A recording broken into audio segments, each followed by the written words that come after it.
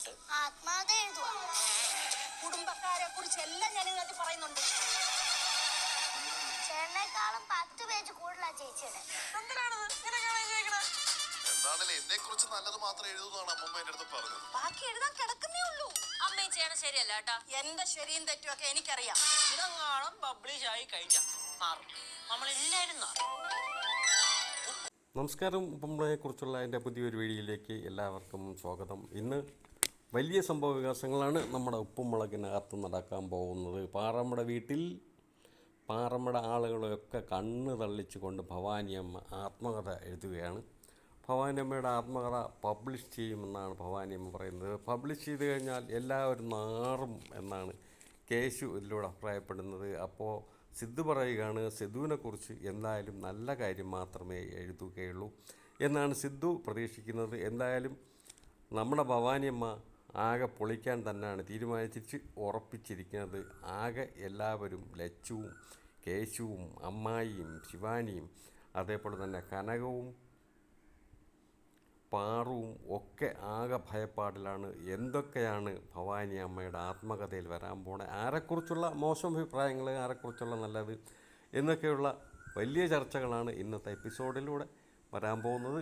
എന്തായാലും നമുക്ക് കാത്തിരിക്കാം. ഇന്ന് വൈകുന്നേരം 6:30 എപ്പിസോഡിലൂടെ നമുക്ക് കാണാം ഭവാനി അമ്മയുടെ ആത്മകഥ പുറത്തു വന്നാൽ എന്തൊക്കെ സംഭവിക്കും, ആരെക്കുറിച്ചൊക്കെ നല്ലത് പറയുന്നു, ആരെക്കുറിച്ചൊക്കെ ഭവാനി അമ്മ മോശം പറയുന്നു എന്നൊക്കെ കാണാൻ നമുക്ക് 6:30 വരെ കാത്തിരിക്കാം. സ്വാഗതം.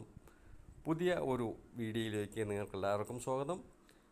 ഈ വീഡിയോ നിങ്ങൾക്ക് ഇഷ്ടമാകും എന്നാണ് പ്രതീക്ഷ. ഇഷ്ടമായെങ്കിൽ തീർച്ചയായും ലൈക്ക് ചെയ്യാനും ഇതുവരെയും എൻ്റെ ചാനൽ സബ്സ്ക്രൈബ് ചെയ്യാൻ വിട്ടുപോയിട്ടുള്ളവരൊക്കെ സബ്സ്ക്രൈബ് ചെയ്ത് സപ്പോർട്ട് ചെയ്യണം എന്ന് ഒരപേക്ഷയുണ്ട്. ഉപ്പുമുളകും പ്രേമികൾക്കായി ഞാൻ ഈ വീഡിയോ സമർപ്പിക്കുകയാണ്. കൃത്യമായി നമുക്ക് കാണാം 6:30.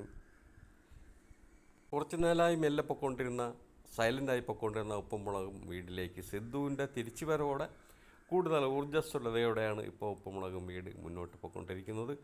തീർച്ചയായും ഉപ്പുമുളകും ഇഷ്ടപ്പെടുന്നവർക്കൊക്കെ സന്തോഷകരമായ ഒരു വാർത്ത തന്നെയാണ് സിദ്ധു വീണ്ടും എത്തി എന്നുള്ളത്. സിദ്ധു എത്തിയതിന് ശേഷം വീണ്ടും ഉറങ്ങിക്കിടന്ന ഉപ്പുമുളക് വീട് ഉണരുകയും പുതിയ പുതിയ കണ്ടൻറ്റുകളൊക്കെ സിദ്ധുവിൻ്റെ നേതൃത്വത്തിൽ തന്നെ കൊണ്ടുവരികയും ചെയ്യുന്നുണ്ട്. എന്തായാലും ഉപ്പുമുളകും താഴോട്ട് പോകില്ല, വീണ്ടും മുകളിലോട്ട് തന്നെ പോവുകയാണെന്നുള്ളത് ഉപ്പുമുളകും ഇഷ്ടപ്പെടുന്നവർക്കൊക്കെ സന്തോഷകരമായ വാർത്ത തന്നെയാണ്. എന്തായാലും കൂടുതൽ ആളുകളെയൊക്കെ അല്ലെങ്കിൽ പഴയ ആളുകളൊക്കെ വീണ്ടും ഉൾപ്പെടുത്തണമെന്ന് വീണ്ടും ഒരു അഭ്യർത്ഥന കൂടെയാണ് എനിക്ക് ഉപ്പുമുളകും ടീമിനോട് പറയാനുള്ളത്. ഉപ്പുമുളകും ഇഷ്ടപ്പെടുന്നവരൊക്കെ ആഗ്രഹിക്കുന്നത് പഴയ ചെറിയ ആളുകളെ കൊണ്ടുവരാൻ കഴിയുമെങ്കിൽ അവരെയും, അതല്ലെങ്കിൽ ഏറ്റവും പുതിയ ആളുകളെയും നല്ല അഭിനേതാക്കളെയും ഒക്കെ കൊണ്ടുവന്ന് ഈ സീരിയലിനെ നല്ല രീതിയിൽ കൊണ്ടുപോകുവാൻ നിങ്ങൾക്ക് കഴിയും എന്നുള്ള പ്രതീക്ഷയാണ് ഇതിൻ്റെ സംഘാടകർക്ക്, ഇതിൻ്റെ നിർമ്മാതാക്കൾക്ക് ഒക്കെയും കഴിയട്ടെ എന്നുള്ള ഒരു ആശംസ കൂടെയുണ്ട്. എന്തായാലും ഇന്നത്തെ എപ്പിസോഡ് നല്ലതായിരിക്കും എന്ന് തന്നെയാണ് വിചാരിക്കുന്നത്.